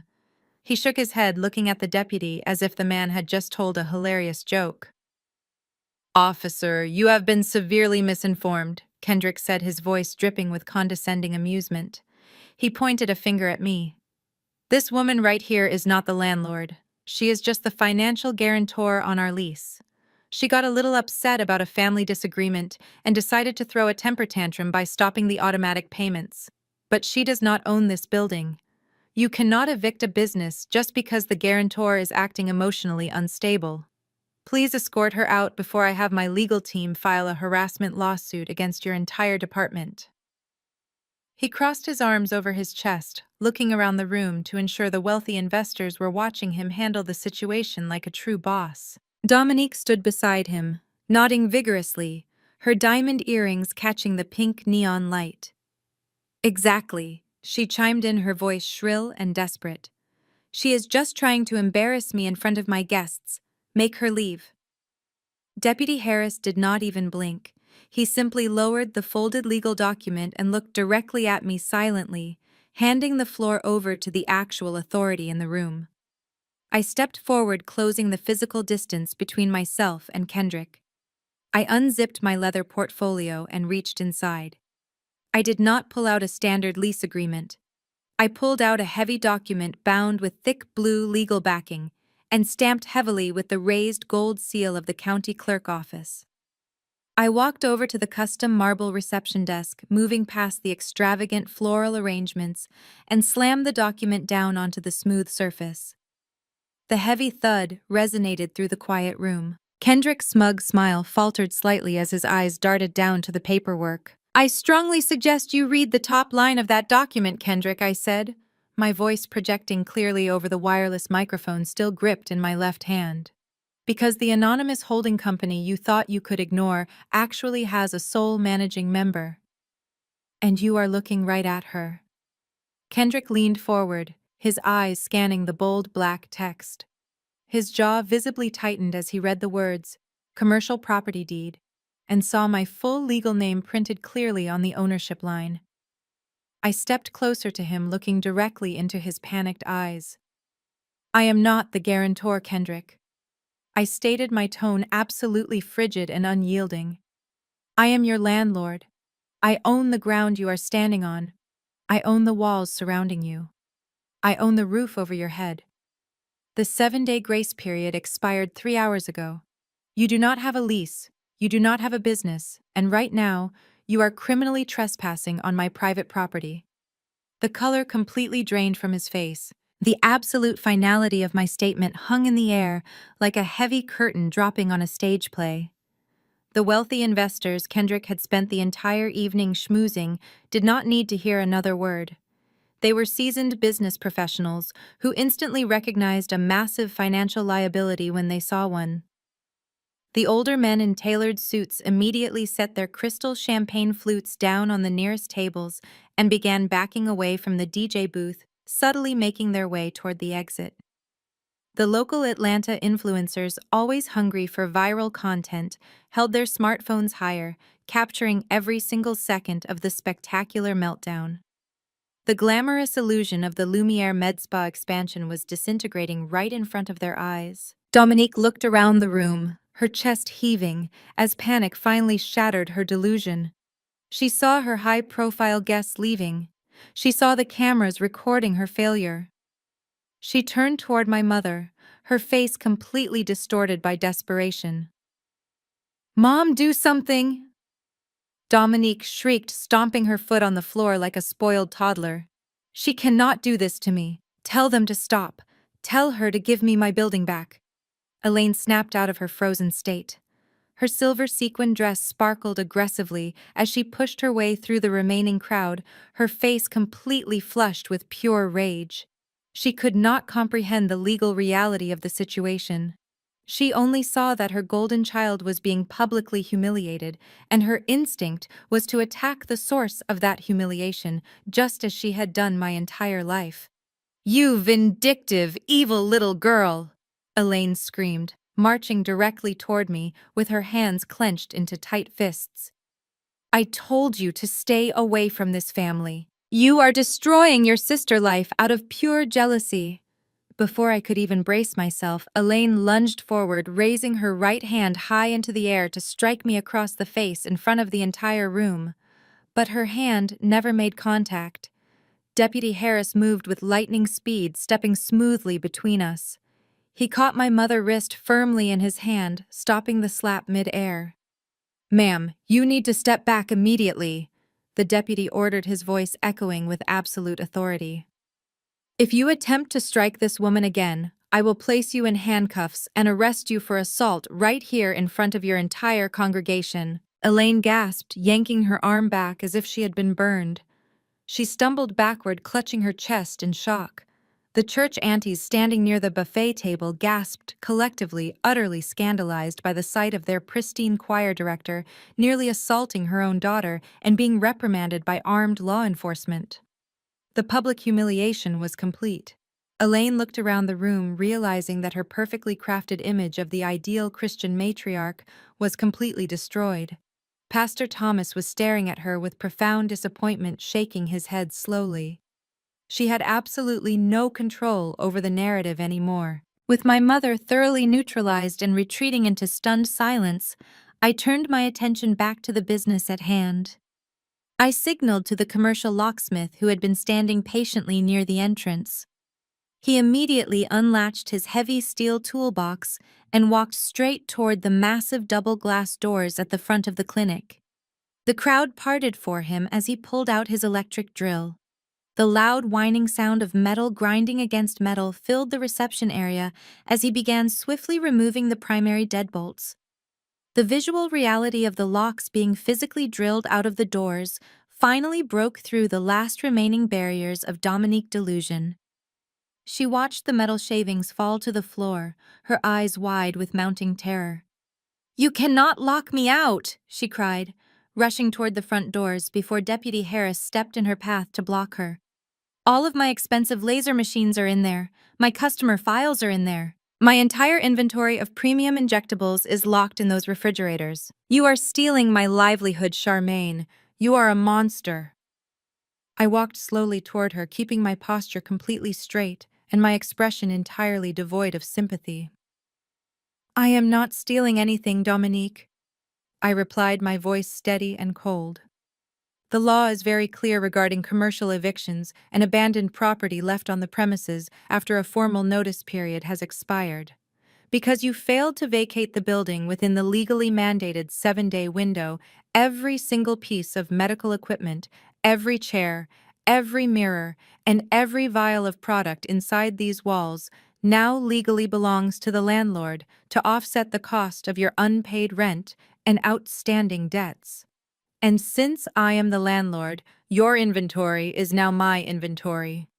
Kendrick tried to step forward again, but the second deputy immediately placed a hand on his taser, silently warning the fake crypto-millionaire to stay exactly where he was. "You are insane!" Kendrick stammered, his voice cracking with genuine fear. "You cannot seize $500,000 worth of medical equipment over a missed rent payment." "Watch me," I said simply. I looked down at my wristwatch, checking the precise time. Then I looked back up at my sister, whose perfectly applied makeup was now running down her face in dark streaks of mascara. "I am giving you exactly 10 minutes to go into your back office, retrieve your personal purse, your car keys, and your cell phone. Anything else you attempt to carry out of this building will be considered theft of my property, and these deputies will arrest you on the spot. Your 10 minutes starts right now." Dominique let out a gut-wrenching sob, finally realizing that the game was entirely over. She turned and sprinted awkwardly down the hallway toward her office, weeping hysterically. The locksmith finished installing the first new heavy-duty deadbolt. The empire she claimed to build by herself was officially seized. The consequences of their profound arrogance had finally arrived to crush them completely tonight. They had lost absolutely everything they valued. Dominique stopped crying for a brief moment and turned back to face me, her sorrow rapidly morphing back into blistering anger. She pointed a trembling finger at my chest, her voice cracking as she accused me of not just destroying her business, but actively trying to ruin her marriage out of pure spite. She screamed that I was a bitter woman who could not stand to see her happy with a man who truly loved and provided for her. Kendrick stood behind her, nodding in agreement, still trying to project an air of superiority, despite the deputies standing mere feet away. He told the remaining crowd that I was mentally unstable and obsessed with their perfect relationship. I did not argue with them. I simply pulled my smartphone out of my pocket, unlocked it, and opened the encrypted folder containing the forensic audit. I looked up at the massive flat-screen television Dominique had mounted on the waiting room wall, which was currently playing a looping promotional video of her premium services. I tapped the screen mirroring icon on my device and seamlessly hijacked the television display. The promotional video vanished instantly, replaced by the stark white background of Kendrick private bank statements. The font was massive, perfectly legible to everyone still standing in the crowded room. I zoomed in on the recurring monthly transfers. "You want to talk about your perfect marriage, Dominique?" I asked, my voice echoing coldly through the microphone. "Let us talk about exactly where my $13,000 went every single month. It certainly did not go toward your commercial lease." I directed the attention of the stunned crowd to the television. I highlighted the $8,000 wire transfers that occurred on the 5th of every single month without fail. I explained clearly and methodically that Kendrick was siphoning her business funds into a private account. Then, I swiped to the next image displaying the recipient information. The name Destiny, located in Miami, Florida, appeared in bold letters on the glowing screen. I swiped again, showing the itemized credit card receipts for luxury hotel suites, oceanfront dinners, and designer handbags shipped directly to Destiny residential address. I read the dates aloud, cross-referencing them with the times Kendrick had supposedly traveled out of state for his highly important cryptocurrency conferences. The crowd gasped as the undeniable proof of his massive infidelity was broadcast in high definition. Kendrick's jaw dropped open, his eyes darting frantically between the television screen and his wife.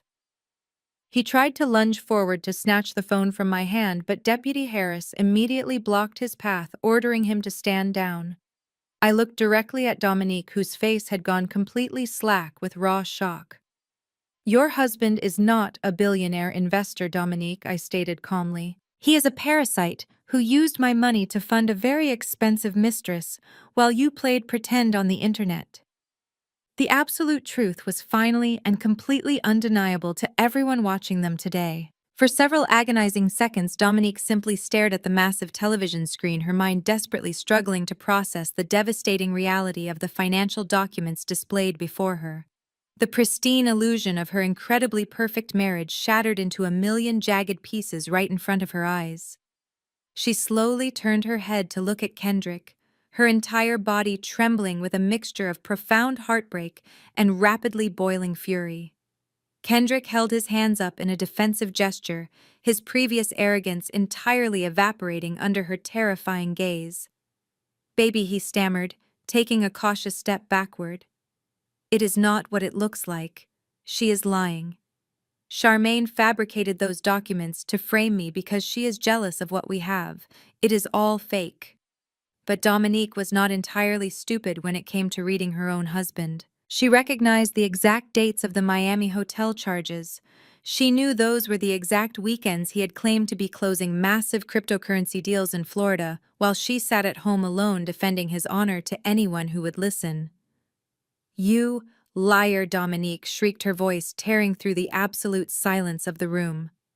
The sound was guttural, filled with the raw pain of ultimate betrayal. She lunged at him with astonishing speed, her manicured hands striking his chest violently. "You used my business to fund some cheap woman in Miami. You stole from me." Kendrick tried to grab her wrists to stop the assault, but she fought him like a wild animal.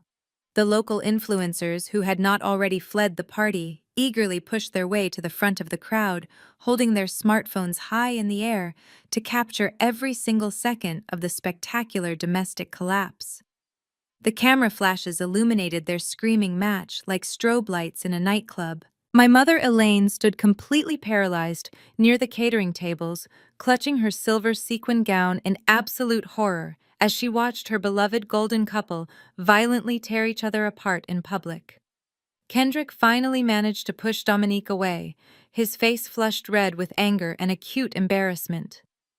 "Stop acting like a crazy person," he yelled, straightening his expensive designer jacket. "You knew we were struggling financially. I had to blow off some steam. You are so obsessed with your stupid social media image that you never even paid attention to me anyway." The sheer audacity of his pathetic excuse sent Dominique into a complete frenzy. She grabbed a crystal champagne flute from a nearby high-top table and hurled it directly at his head. The glass missed him by mere inches, shattering loudly against the decorative mirror behind him. The deputies instantly moved in, grabbing Dominique by the arms to physically restrain her before she could cause any serious bodily harm. The flawless facade they had spent years meticulously constructing was now nothing more than a humiliating digital spectacle destined to be broadcast to the entire world before this disastrous evening was finally over. Just as the deputies secured a firm hold on my hysterical sister, a new source of absolute chaos suddenly erupted from the street outside. Through the massive glass storefront windows of the clinic, bright yellow strobe lights began flashing aggressively, casting long, frantic shadows across the red carpet Dominique had so proudly rolled out. The few remaining party guests turned their heads toward the source of the commotion. A large, heavy-duty commercial tow truck was rapidly backing into the VIP parking area, positioned directly in front of the building. The driver masterfully maneuvered the massive rig until its heavy steel towing armature was aligned perfectly beneath the front bumper of the pristine midnight black Rolls-Royce Cullinan that Kendrick had rented to flaunt his supposed wealth. Kendrick noticed the flashing yellow lights reflecting against the clinic windows and immediately whipped his head around. His eyes widened in absolute terror as he realized what was happening. He completely abandoned his violently weeping wife, shoved his way past the remaining onlookers, and sprinted frantically through the glass doors out into the cool night air. "Hey!" he screamed, waving his arms wildly as he ran down the red carpet. "Stop the truck right now!" "What do you think you are doing? You cannot tow my car?" The tow truck operator, a large man wearing a reflective safety vest and holding an electronic clipboard, stepped calmly out of the cab. He did not look intimidated in the slightest by the screaming man in the expensive designer tracksuit running toward him. He simply pressed a button on a remote control, and the hydraulic lift whirred loudly as it hoisted the front wheels of the luxury vehicle off the pavement. "I am not towing your car, buddy," the operator replied loudly, his voice carrying clearly into the quieted reception area where we were all watching. "I am repossessing property belonging to the rental agency. Your credit card authorization bounced 3 times this afternoon, and your secondary backup accounts all came back completely frozen. You are in default, and the agency wants their asset returned immediately." Kendrick stopped dead in his tracks, his chest heaving violently as he stared at the suspended vehicle. The entire city block was watching him. The influencers who had followed him outside were now live streaming his ultimate disgrace. The billionaire crypto investor did not even have enough money to cover a basic rental car deposit. He looked utterly pathetic standing on the sidewalk, entirely stripped of his rented armor. His Gucci loafers scraped against the concrete as he stepped back in total defeat. He did not fight the repo man. He just stood there completely frozen, watching his fake persona get unceremoniously towed away into the dark night. I watched the scene unfold from inside my newly reclaimed building, a deep sense of absolute peace settling over me. The comprehensive destruction of their massive delusion was finally complete. The perfect couple had officially lost every single thing they possessed tonight forever. The heavy silence that followed the departure of the tow truck was broken by the sound of my mother's heels clicking rapidly across the marble floor. Elaine marched toward me, her face pale and her entire body shaking with a fury I had never seen before. She bypassed her sobbing daughter and her humiliated son-in-law, focusing all of her venom entirely on me. She stopped just inches from my face, her chest heaving underneath her silver sequin gown. "You are going straight to hell for this, Charmaine," she hissed, her voice trembling with absolute hatred. "You are an evil, vindictive demon. You came into this building tonight with the sole intention of destroying your own family. You humiliated your sister in front of her peers. You ruined her husband's reputation. You dragged the police into a private family matter just to satisfy your own sick, twisted jealousy. You are no daughter of mine, and God will punish you for the wicked things you have done here tonight." She pointed a shaking finger at my face, tears of rage finally spilling over her eyelashes and ruining her immaculate makeup. I did not step back. I did not flinch or look away. I simply stared back at her with completely dead eyes.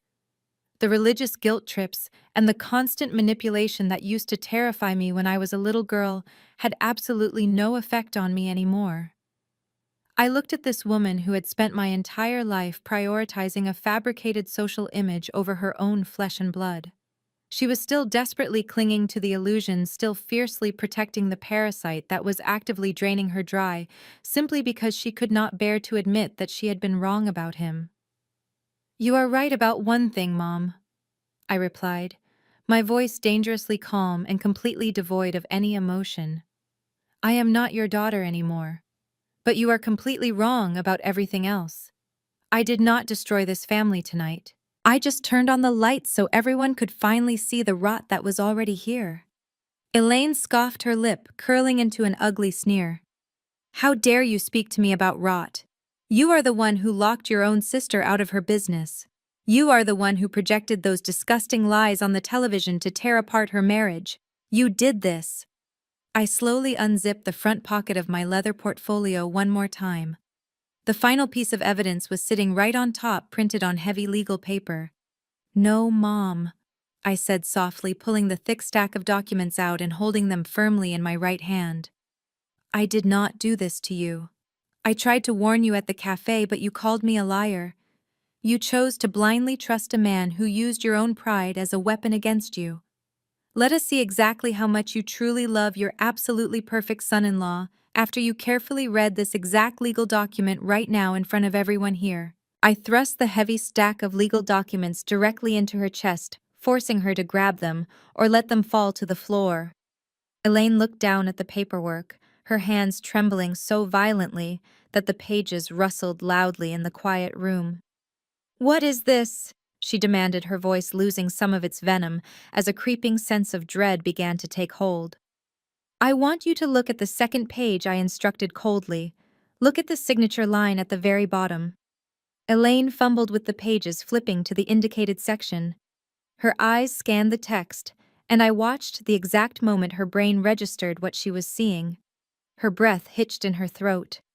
"That is my signature," she whispered, her brow furrowing in deep confusion. "But I never signed any commercial loan documents for the med spa. Why is my name on this?" I stepped closer, leaning in so only she could hear the devastating truth. "You did not sign it, Mom. Kendrick forged your signature. He stole your social security number and your financial identity." Elaine shook her head frantically, refusing to accept the words coming out of my mouth. "No," she stammered, looking wildly toward Kendrick, who was currently trying to quietly inch his way toward the back exit. "Kendrick would never do that. He is a millionaire. He does not need my money." "He is not a millionaire, Mom," I corrected her sharply, forcing her to look back at the documents. "Look at the collateral listed on that loan agreement. He used your fully paid-off colonial home in Fairfield to secure a $150,000 predatory loan. And he took that money to pay for his luxury rental cars, his designer tracksuits, and his mistress in Miami." Elaine's face turned the color of ash as the truth settled in. She clutched the papers so tightly her knuckles turned entirely white. "You are lying," she gasped, though her voice lacked any real conviction. The proof was literally resting in her hands. "I am not sending you to hell, Mom," I stated, delivering the final fatal blow to her reality. "Kendrick is. He took out a second mortgage on your house and he has not made a single payment in 4 months. The loan is entirely in default and beyond saving. Turn to the very last page of that packet. Elaine slowly flipped to the back, her eyes landing on the official notice of default and intent to foreclose issued by the bank. Your house goes into foreclosure next Tuesday, I told her, my voice echoing the absolute finality of her ruin. The bank is seizing your property. You are going to lose the home Dad worked his entire life to pay for, all because you enabled a scammer and refused to listen to your actual daughter. Elaine let out a choked, agonizing gasp. Her knees buckled beneath her, and she collapsed onto the floor, the forged documents scattering across the marble tiles around her. The pristine church matriarch was entirely and completely broken beyond any repair. While my mother sobbed on the floor, mourning the imminent loss of her home, I caught a sudden blur of movement out of the corner of my eye. Kendrick had realized the absolute gravity of the situation. He knew forging a signature on a federal loan document was not a civil dispute. It was a severe felony. With everyone distracted by Elaine completely collapsing, he decided to make his move. He turned away from the crowd and began sprinting toward the rear emergency exit door near the restrooms. He was abandoning his weeping wife, his ruined mother-in-law, and his entire fake empire in a desperate bid to save his own skin. I immediately pointed toward the hallway. "Deputy!" I yelled, my voice cutting sharply through the chaos. "He is running. He committed massive identity theft and federal wire fraud. Do not let him leave this building." Deputy Harris and his partner reacted with incredible speed. They bolted past the catering tables and the shattered champagne glass, intercepting Kendrick just as his hand grabbed the metal crash bar of the emergency exit. The second deputy grabbed Kendrick by the shoulder of his expensive designer jacket and spun him around, slamming him forcefully against the drywall. Kendrick yelled out in surprise, struggling weakly against the officer grip.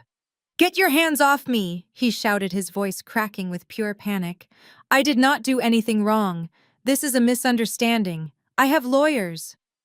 Deputy Harris swiftly pulled Kendrick's arms behind his back, the sharp metallic click of handcuffs echoing loudly down the hallway. "You can explain that to the fraud detectives down at the precinct, sir," Harris said sternly, securing the cuffs tightly around Kendrick's wrists. "Right now, you are being detained on suspicion of identity theft and financial fraud." Kendrick's face was pressed against the wall, his eyes wide with absolute terror, as the reality of his future finally dawned on him. Dominique watched from the reception area, her hands covering her mouth in sheer horror as she witnessed her perfect husband being treated like a common criminal. Remaining influencers captured every angle, guaranteeing Kendrick's arrest would be the top trending video in Atlanta by tomorrow morning. The deputies marched him back through the main lobby, parading him past his utterly ruined family and the few remaining investors who were shaking their heads in disgust. As they escorted him out the front glass doors, the red and blue flashing lights of the patrol cars outside illuminated his face, highlighting the absolute panic and defeat written across his features. The deafening silence inside the clinic was broken only by the sound of my mother, uncontrollable weeping, and Dominique, pathetic, breathless sobs. I stood alone in the center of my newly reclaimed commercial building, surrounded by the total devastation they had brought upon themselves. The party had ended exactly as it was destined to, in flashing police lights and the complete, undeniable destruction of their toxic, parasitic empire. The morning sun poured through the massive glass storefront of my newly reclaimed commercial building, casting long, warm beams across the polished marble floor. It was exactly 8 o'clock, the morning after the disastrous grand reopening party. The heavy scent of expensive perfume and spilled champagne had already begun to dissipate, replaced by the faint, comforting smell of the citrus cleaner I had used to wipe down the front reception desk. I sat in a sleek leather chair that previously belonged to Dominique, holding a steaming cup of black coffee from the cafe down the street. The absolute silence of the empty space was beautiful. There were no thumping bass lines, no flashing neon lights, and absolutely no toxic family members demanding my money. The new heavy-duty deadbolts the locksmith had installed were firmly locked, securing my property completely. I took a slow sip of my coffee, relishing the profound sense of safety and control that washed over me. For the first time in my life, I was not anticipating the next crisis I would be expected to solve. My phone resting on the marble desk suddenly began to vibrate violently against the hard surface. The caller ID displayed Dominique name. I let it ring for a few seconds, simply watching the screen flash before I calmly reached out and answered the call. I did not say hello, I just listened. On the other end of the line, Dominique was weeping hysterically. The manicured, arrogant tone she had weaponized against me for decades was completely gone, replaced by the panicked gasps of a terrified child. Charmaine. She sobbed, her voice cracking pitifully. Please do not hang up. I have absolutely nowhere to go. The police seized Kendrick bank accounts this morning because they were tied to the fraud investigation. Our landlord locked me out of the apartment because Kendrick used a fake wire transfer to pay the rent last month. I am sitting in my car with nothing but the clothes on my back. I need you. I just need to sleep on your couch for a few nights until I can figure this out. Please, Charmaine, you are my sister. I listened to her desperate pleas, feeling a strange detachment from her pain. Yesterday, she had proudly told a room full of people that I was a bitter, jealous woman trying to ruin her life. She had demanded I be thrown out into the street. Now she was begging for access to my home. The sheer hypocrisy was staggering, but it no longer held any power over my emotions. Dominique. I said, my voice perfectly level and devoid of sympathy. You spent years treating me like an ATM while publicly humiliating me to boost your own ego. You chose to build your life on a foundation of lies, and now that foundation has completely collapsed. I am not your safety net anymore. You are a self-made boss. I suggest you start acting like one. Charmaine, please, she shrieked, but I was already pulling the phone away from my ear. No, I replied firmly. I tapped the red button ending the call and immediately blocked her number from my phone. The boundary was finally and permanently set. The legal and financial consequences of that night unfolded rapidly over the next several weeks, effectively burying whatever remained of their fraudulent empire. Kendrick was formally indicted on multiple federal charges, including aggravated identity theft, bank fraud, and wire fraud. Because he had used the United States postal system and interstate wire transfers to funnel my stolen money to his mistress in Miami, the federal prosecutors took an extreme interest in his case. His fake cryptocurrency portfolio was exposed in court as a massive Ponzi scheme he had used to swindle several other vulnerable members of our community. Facing decades in federal prison, his expensive private lawyers quickly abandoned him when his retainer checks bounced. He was assigned a public defender and remanded to the county jail without bail, entirely stripped of his designer clothes and his rented luxury vehicles. He went from posing in front of champagne towers to wearing a standard-issue orange jumpsuit, completely forgotten by the wealthy investors he had tried so desperately to impress. Dominique, completely devoid of my financial backing and her husband's stolen funds, was forced to confront the harsh reality of her actual capabilities. Her entire brand was built on the illusion of wealth, and without money to maintain her physical appearance or buy social media engagement, her followers quickly abandoned her for the next trending influencer. Facing mounting personal debts and the threat of civil lawsuits from angry vendors, she had no choice but to enter the actual workforce. The woman who had proudly called herself a self-made CEO was now working a minimum wage retail job at a discount clothing store in a strip mall.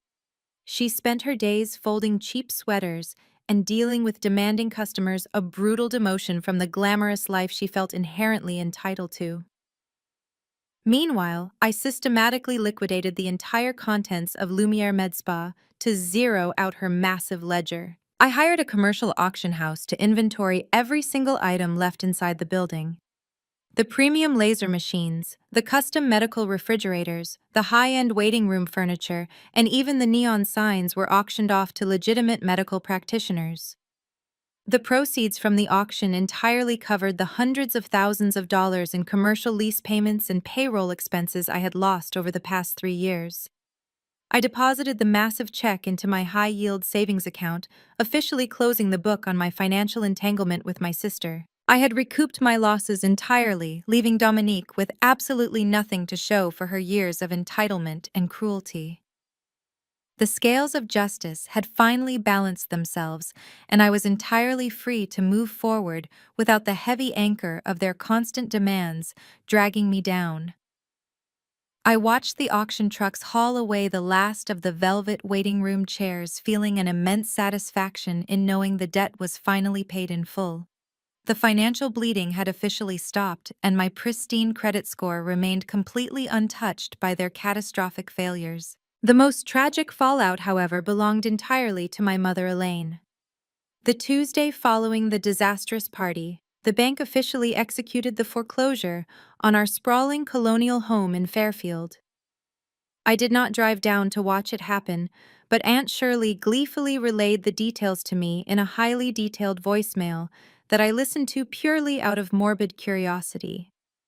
The county sheriff arrived at the property with a moving crew, forcing Elaine to pack her designer bags and sequin dresses into cardboard boxes, while the neighbors watched from their manicured lawns. The house she had prized above her own children was padlocked, her perfect sanctuary officially repossessed due to her absolute refusal to see the truth about her golden son-in-law. Later that same evening, my phone rang. It was Elaine. She was calling from a cheap motel room, her voice shaking with a mixture of despair and lingering entitlement. "Charmaine," she cried, attempting to use the same maternal guilt trips that had worked so flawlessly when I was younger. "The bank took everything. I am living out of suitcases. You have to help your mother. You own that massive commercial building now. You have millions of dollars. I need you to buy me a luxury condo downtown so I can maintain my standing in the community. You owe me this much after what you did to our family." I sat on my comfortable couch in my secure apartment, completely unbothered by her tears. "I owe you absolutely nothing, Mom," I replied calmly. "You watched Kendrick steal my money to fund his mistress. You allowed Dominique to treat me like garbage. And when I tried to warn you about the forged loan documents, you called me a jealous liar.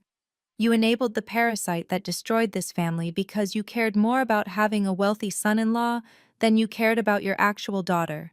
You chose the illusion, and now you have to live in the reality it created. I will not buy you a condo. Do not call me again." I hung up the phone and blocked her number, severing the final toxic tie. With no money and her credit ruined by the massive foreclosure, Elaine was forced to rent a tiny, cramped one-bedroom apartment on the outskirts of the city. Her spectacular fall from grace was the primary topic of conversation at the Sunday church services she used to dominate. The same aunties she had previously weaponized against me now whispered behind her back, mocking her gullibility and her sudden plunge into poverty. Stripped of her colonial home, her wealthy image, and her position as the pristine choir director, Elaine was completely ostracized by the community she had sacrificed me to impress. She ended up exactly where her vanity and cruelty had led her, utterly alone, in a tiny apartment surrounded only by the faded sequin dresses she had nowhere left to wear. She had traded her actual family for a glittering lie, and in the end, the lie had cost her absolutely everything she ever valued. As the dust settled over the following months, the massive public spectacle of Kendrick's arrest actually worked entirely in my professional favor. The initial wave of negative online reviews generated by Dominique followers was swiftly replaced by a massive outpouring of support. Once the local news outlets picked up the story of the cryptocurrency fraud and the identity theft, the truth about who was actually the victim became undeniable. The vice president of engineering at my tech company, Mr. Sterling, personally apologized for doubting me and publicly backed my integrity. My software development career skyrocketed, but my financial independence truly solidified through my real estate investments. The commercial plaza that I had seized back from my sister did not sit empty for very long. Within a month, I signed a long-term, highly lucrative lease agreement with a brilliant local pediatrician who wanted to open a community health clinic. Dr. Eris was a hard-working, honest woman who paid her rent on time and treated her employees with actual respect. Seeing the space that was once a monument to Dominique vanity transformed into a place of genuine healing, brought me an incredible amount of joy. The rental income from the clinic, combined with the returns from the auction, completely replaced my tech salary, giving me the ultimate freedom to work because I wanted to, not because I had to. I officially established my own financial consulting firm on the side, specifically dedicated to helping women protect their assets from predatory relatives and bad investments. My client list grew exponentially, filled with people who had heard my story and wanted someone who understood the absolute necessity of financial boundaries. The building that was once a source of constant stress and a financial black hole for me was now a beacon of actual community service and my own personal triumph. Every time I drove past the clinic, seeing families walking in and out of the freshly painted doors, I felt a deep sense of pride. I had taken a toxic situation and cultivated something beautiful and sustainable from its ashes. I was no longer hiding in the shadows, quietly paying off minimum balances for ungrateful family members. I was standing firmly in the light, building genuine generational wealth that nobody could ever forge a signature to steal from me again. Moving forward, starting right now, today, completely, forever and ever, without fail, entirely. In the quiet moments of my new life, I spent a lot of time reflecting on the complex dynamics of the African American family, particularly the overwhelming expectations placed on the women. For generations, we have been conditioned to embrace the trope of the strong Black woman. We are taught from a very young age that our primary value lies in our ability to endure pain, carry the heavy financial burdens of our relatives, and keep the family secrets safely hidden behind closed doors. We are expected to be the unbreakable mules, constantly pulling the weight of those who refuse to walk on their own 2 feet. If we dare to prioritize our own peace or protect our own bank accounts, we are instantly labeled as selfish, bitter, or traitors to our culture. My mother, Elaine, had weaponized that exact cultural expectation against me for my entire life. She demanded my silence and my money under the guise of family loyalty, while actively facilitating my destruction to prop up a man who was stealing from us both.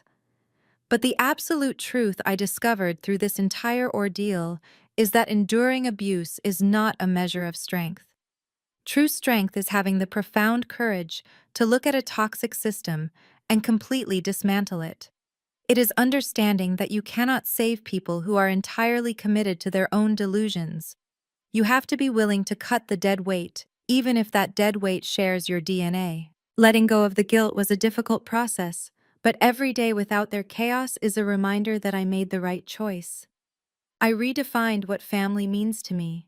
Family is not an unconditional obligation to suffer. It is built on mutual respect, honesty, and genuine support. By walking away from my biological relatives, I did not lose my family. I finally found myself. I broke the generational curse of financial abuse and emotional manipulation, ensuring that my future and the future of anyone I choose to bring into my life will be built on a foundation of absolute truth and healthy boundaries. I learned that my peace of mind is the most valuable asset I own, and I refuse to ever let anyone bankrupt my spirit again. The emotional freedom I gained is worth far more than any commercial property I could ever own, completely, now and forever, always. Have you ever had to choose your own survival over family loyalty? Have you ever found yourself carrying the heavy burdens of people who never appreciated your sacrifices, only to realize that stepping away was the only way to save yourself? Let me know in the comments below. I read every single one, and I know there are so many of you out there fighting these same invisible battles within your own homes. You are not alone, and you are not selfish for choosing your own peace over pleasing others. Like and subscribe if you believe in setting unbreakable boundaries and protecting your own energy. Share this video with anyone who might need a reminder that it is perfectly acceptable to walk away from toxic environments, no matter who is asking you to stay. Your life belongs to you, and you hold the pen to write your own ending. Thank you so much for listening to my story, for supporting my journey, and for being part of a community that values truth over comfortable lies. I will see you in the next video with more stories of resilience and empowerment very soon. Take care, everyone out there, safely starting today.